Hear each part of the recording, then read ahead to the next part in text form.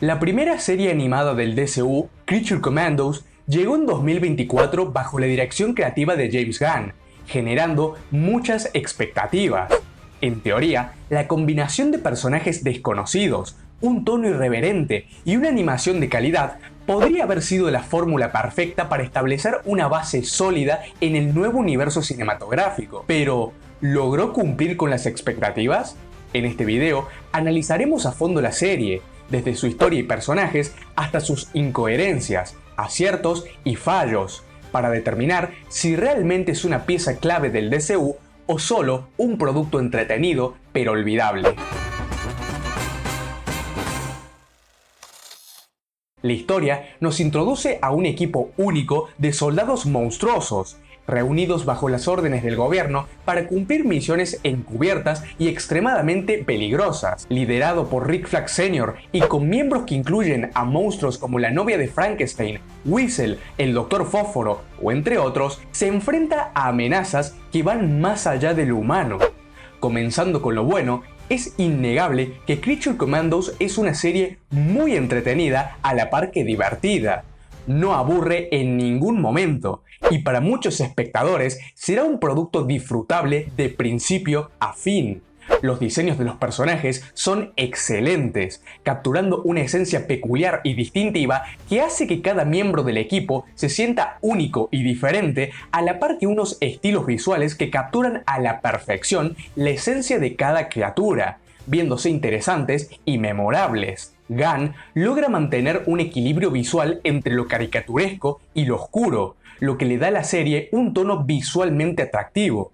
La animación, aunque no es revolucionaria, es agradable y muy bien ejecutada, lo cual termina de demostrarse en las escenas de acción que combinan los movimientos de combate junto a la violencia más explícita que podrías imaginar, lo que acaba por ofrecernos secuencias muy competentes. Además, creo que fue un acierto hacer esta historia en formato animado, ya no solo por la libertad que la animación permite, sino porque, siendo personajes tan desconocidos, sería muy difícil justificar una película live action como su primera aparición, especialmente en esta etapa inicial del nuevo DCU. Quizás en una fase más avanzada del universo podrían haber funcionado en la pantalla grande, pero por ahora el formato episódico y animado les permite ser explorados sin demasiadas expectativas ni presiones. Entre los protagonistas, creo que hay algunos que destacan mucho más que otros. La novia pienso que es la gran sorpresa de esta serie, tratándose de una creación de Victor Frankenstein que, en vez de cumplir su propósito como pareja del monstruo, se enamoraría de su propio creador. Pero en un ataque de celos, el villano asesinaría a Victor y desde ese entonces comenzaría una persecución durante siglos, con la criatura intentando expresar su enfermizo amor por la mujer y siendo constantemente rechazado. Pese a que su personalidad es bastante similar a Gamora de los Guardianes de la Galaxia, es un personaje que en mi opinión es de los que más consiguen brillar en pantalla. Si me tuviera que centrar en Frankenstein, interpretado por David Harbour, realmente puedo decir que no me gustó para nada y fui incapaz de simpatizar con él. Pero no lo digo como algo malo, no. Me parece bastante bien que no con todos los villanos podamos empatizar y que haya algunos que simplemente sean desagradables y punto. Y honestamente, creo que este fue el caso que logra diferenciarse del resto. El Dr. Fósforo nos ofrece un primer vistazo a Gotham, y junto a su desagradable a la par que ofensiva forma de ser, logra hacerle justicia a ese humor que caracteriza a las obras de James Gunn. G.I. Robot, un personaje verdaderamente fascinante, considero que fue totalmente desperdiciado, siendo asesinado en el mismo episodio que es introducido con su historia personal, la cual funciona a la perfección y para ofrecernos también el primer vistazo al Sargento Rock, quien protagonizará una película en los próximos años. Sin dudas, fue algo decepcionante que un personaje que podría haber tenido una carga existencialista incluso mayor a la del resto de personajes fuese quitado del medio de forma tan apresurada para solo regresar a modo de cameo al final del último episodio. Weasel, la desagradable comadreja que solo era capaz de lamerse los huevos, es redimida a través de una historia que apela mucho a la emoción y empatía, logrando cambiar la perspectiva que teníamos sobre un personaje que jamás habríamos creído que tenía tal narrativa a sus espaldas. Y ahora, si tuviéramos que analizar a uno de los más relevantes y que el futuro le ha asegurado continuidad en próximos proyectos, lamentablemente no puedo expresar mi agrado hacia Rick Flag Sr., pero no porque considere que es un mal personaje o que su papel sea desaprovechado, no. De hecho, Frank Grillo es genial y deseo seguir viéndolo muchos años más. Es que simplemente no puedo evitar pensar que ese rol le pertenecía a Rick Flag Jr., ya que no solamente podemos ver demasiadas similitudes entre padre e hijo, sino que además me hizo reafirmar un pensamiento que llevo defendiendo desde el estreno de The Suicide Squad.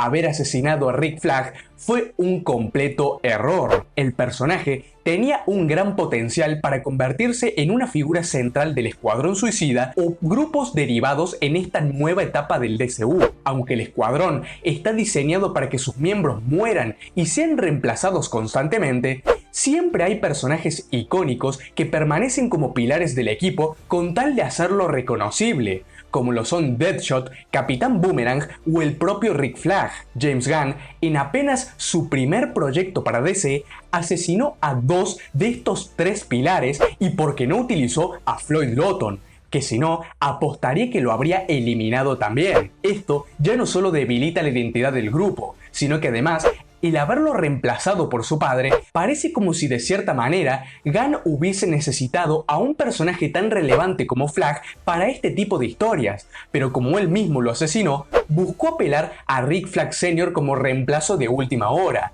lo cual podría explicar por qué sus roles en el equipo e incluso personalidades son tan similares.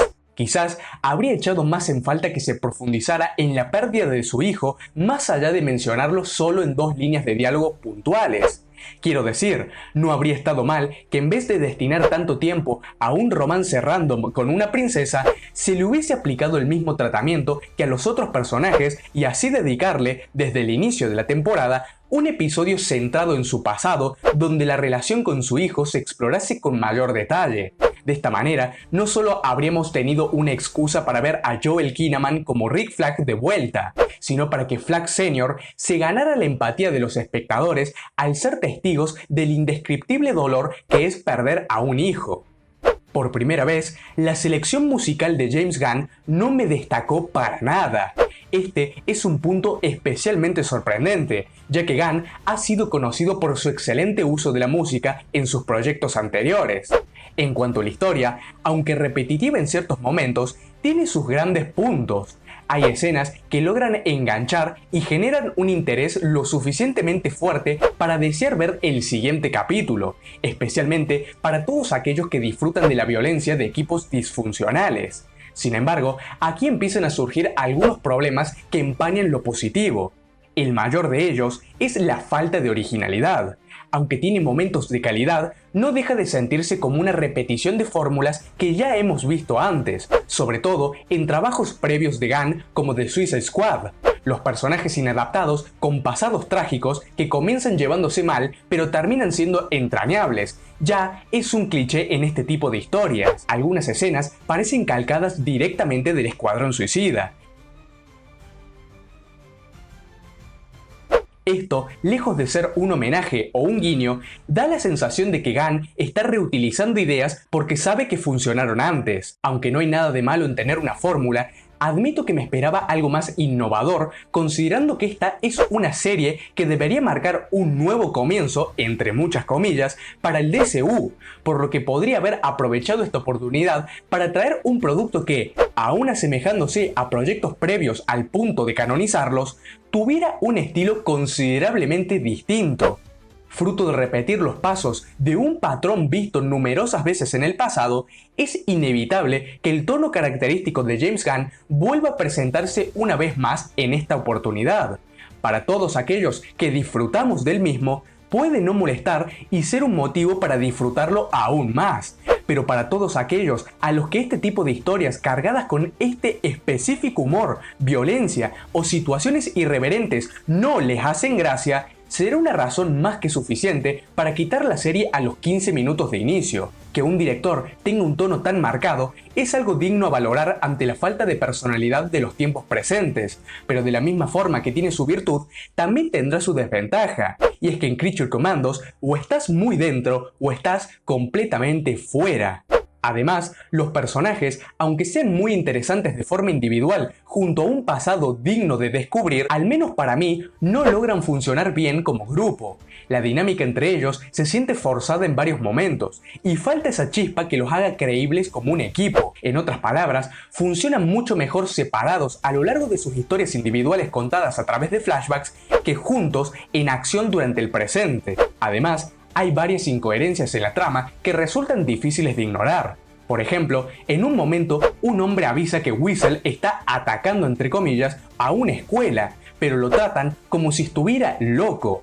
Esto no tiene ningún sentido en un universo que, según las palabras del propio James Gunn, la presencia de héroes y villanos es algo común. Si la sociedad ya está acostumbrada a ver criaturas y personajes extravagantes, ¿por qué tratarían a este hombre como si estuviera diciendo algo absurdo? Al mismo tiempo, el personaje de Circe está completamente nerfeado, perdiendo gran parte de su potencial y dejando una sensación de desaprovechamiento. Que una comadreja logre reducirla a base de arañazos me pareció completamente en contra de un personaje tan poderoso en los cómics.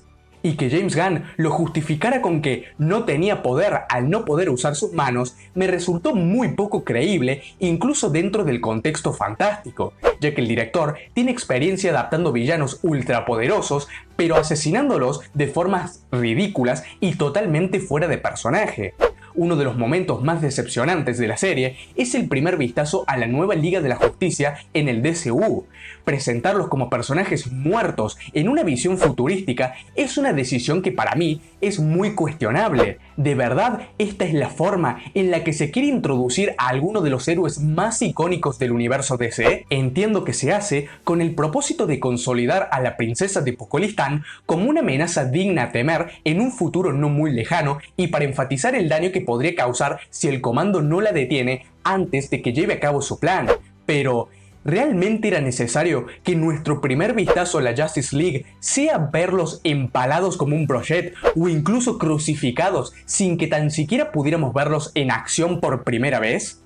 Para mí, este enfoque quita el impacto y la importancia que debería tener el debut de estos héroes tan importantes en este nuevo universo.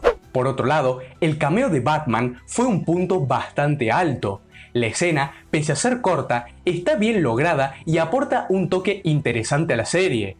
Incluso a gusto personal, pese que no me gusta la idea de que ya existan personajes anteriores a Superman en tiempos contemporáneos, me agrada la idea de que Batman sea una excepción y ya lleve un par de años activo en este universo, pese que canónicamente los cómics aparezca después. Y más aún, cuando el murciélago a plantearse en The Brave and the Bold ya tendrá a su hijo y cuarto Robin, Damian Wayne.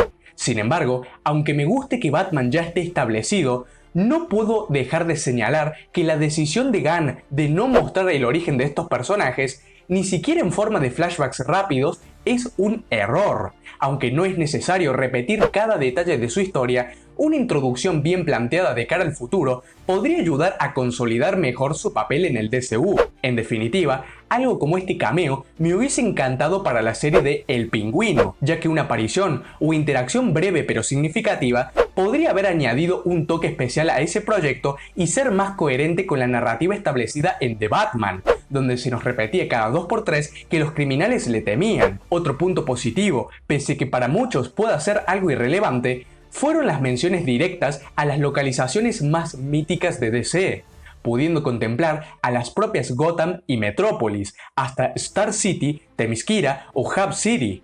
Me gusta que desde el inicio se abran las puertas de lleno a la existencia de las ciudades y lugares más característicos del editorial, y expectante estoy por ver las historias que puedan contarse en ellas. En conclusión, Creature Commandos es una serie entretenida que cumple con lo básico, pero que al menos para mí no destaca como una pieza fundamental dentro del panorama tan extenso conformado por los personajes de DC.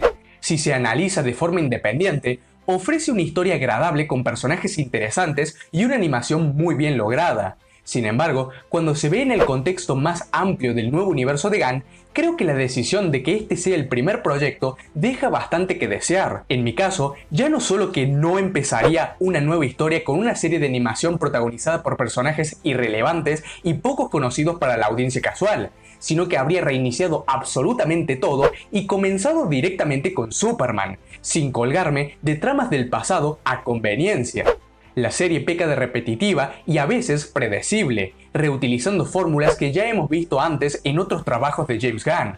Además, la dinámica de grupo no termina de funcionar y hay incoherencias narrativas que resultan algo frustrantes. En términos generales, no me parece un producto imprescindible dentro del DCU, pero ni mucho menos un desastre. Quizás, para consolidarla como una pieza imperdible dentro del rompecabezas narrativo, habría hecho que Pokolistán fuese el pueblo oprimido visto en el tráiler de Superman en lugar de Borsovia, pudiendo haberlo enfocado de una manera que nos muestre que, tras el asesinato de la princesa a manos de la novia, cayó en manos de una tiranía que oprime a su pueblo. De esta forma, no solo se habría consolidado una fuerte conexión entre Creature Commandos y Superman, no solo que le habrían dado un mayor impacto e importancia a los acontecimientos del producto animado, sino que también, de cara al futuro, se podrían haber explorado las consecuencias de salvar al mundo. Quizás que el comando acabase con la vida de la princesa impidió ese futuro apocalíptico, pero ¿a qué costo para la sociedad la cual cayó en manos de un régimen opresivo y que ahora necesita de la ayuda de Superman? Finalmente, puedo decir que es una serie que entretiene, es ligera y sin pretensiones, pero que difícilmente será recordada como un hito en las adaptaciones futuras de DC, ni mucho menos como uno de los mejores trabajos de James Gunn. De hecho, creo que el director ha hecho trabajos mucho mejores con los superhéroes en el pasado, dejando de lado lo que puedan llegar a ser como adaptación. Mi nota final para Creature Commandos rondaría entre el 6 y el 6,5, una puntuación que refleja su carácter de serie aprobada y aceptable, pero no sobresaliente. Gunn tiene mucho trabajo por delante si quiere que su visión del DCU sea coherente, emocionante y exitosa. Espero que en futuros proyectos se vean decisiones más audaces, impactantes y mejor ejecutadas. Creature Commandos fue un buen intento, pero queda claro que este nuevo universo necesita de un peso pesado mucho más fuerte para consolidarse.